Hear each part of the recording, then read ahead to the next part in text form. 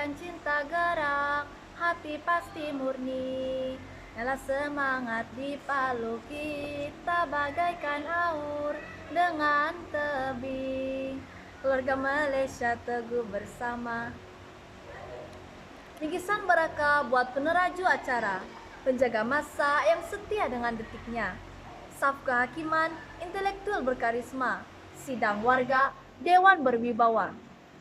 Para hadirin sekalian, lagu yang baru saja saya nyanyikan adalah dedangan asal Alif Satat and the Loco.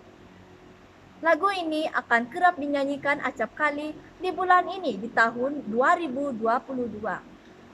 Berdirinya saya di sini adalah untuk menyampaikan mauduk pidato yang bertajuk Perpaduan Nadi Pembentukan Keluarga Malaysia.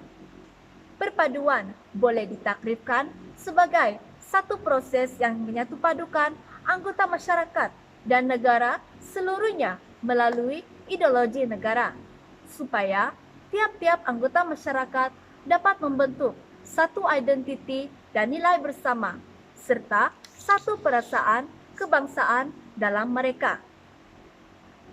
Perpaduan masyarakat merupakan antara aspek yang penting dalam membentuk perpaduan negara.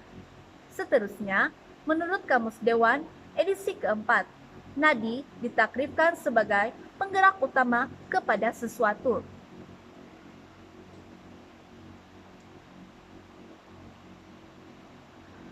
Pendekatan keluarga Malaysia diambil kerana frasa ini sifatnya lebih inklusif.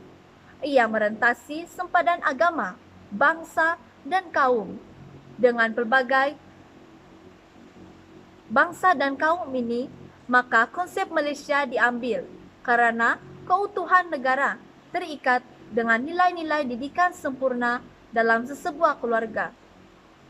Keluarga masyarakat ini menyebabkan terjadinya tiga teras utama yaitu keterangkuman, kebersamaan, dan kesyukuran mampu membawa kemakmuran dan mengukuhkan perpaduan di Malaysia.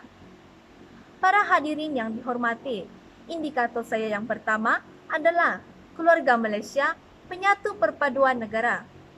Menteri Perpaduan Negara untuk Datuk Halimah Muhammad Sandikiu pernah berkata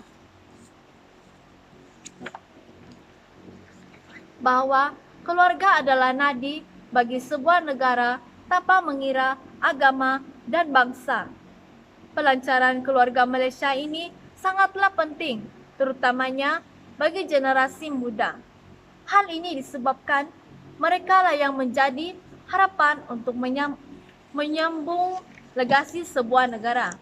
Kehidupan manusia di dunia ini semakin hari semakin menuju kemajuan dan kemodenan. Semua ini membuat kita sibuk dengan mengejar segala yang terkini, sesuai dengan perkembangan persekitaran. Namun, pada masa yang sama, setiap orang mahukan hidup yang bahagia dan harmoni, walaupun kita diuji dengan pandemik COVID-19 yang mengubah secara total kehidupan normal masyarakat di seluruh dunia. Hal ini kita tumpukan kepada perkara lebih utama, yaitu memulihkan tanah air ini yang terkesan COVID-19.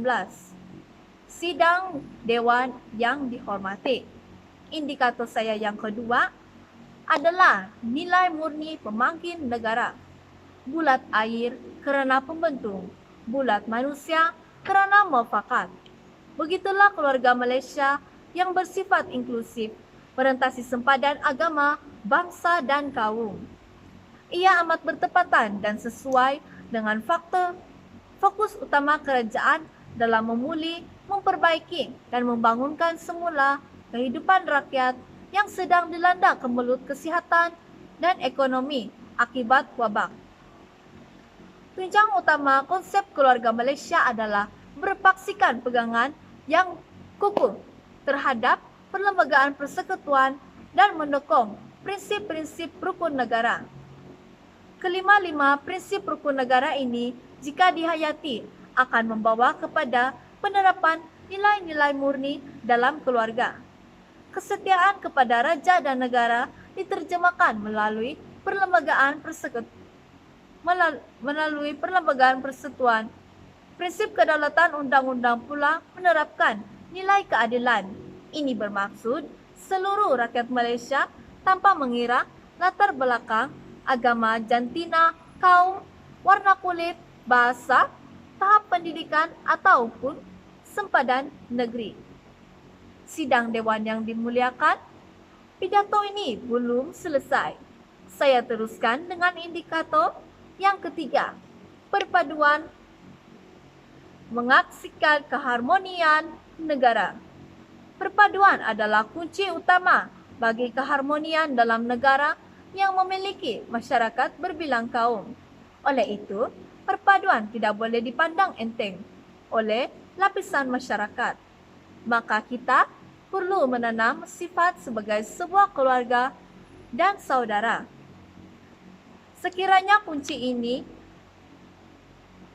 disematkan dalam dada setiap insan yang berada di bumi bertua ini, sudah pasti keharmonian dapat berkekalan. Malaysia sebuah negara yang istimewa kerana ia memiliki kepelbagaian, kesenian budaya, bahasa, agama, dan cara hidup. Selain itu, ini kerana Malaysia mempunyai pelbagai bangsa yang hidup di bawah satu bumbung, yang mana ia membebaskan tanah Melayu. Selepas berlakunya ciri peperangan untuk kemerdekaan, maka bermulanya era kepelbagaian bangsa yang menetap di Malaysia. Namun, kejayaan tidak mudah untuk dicapai. Bak kata pepatah, bulat tidak datang bergolek, yang pipi tidak datang melayang. Oleh itu, kita perlu menjadi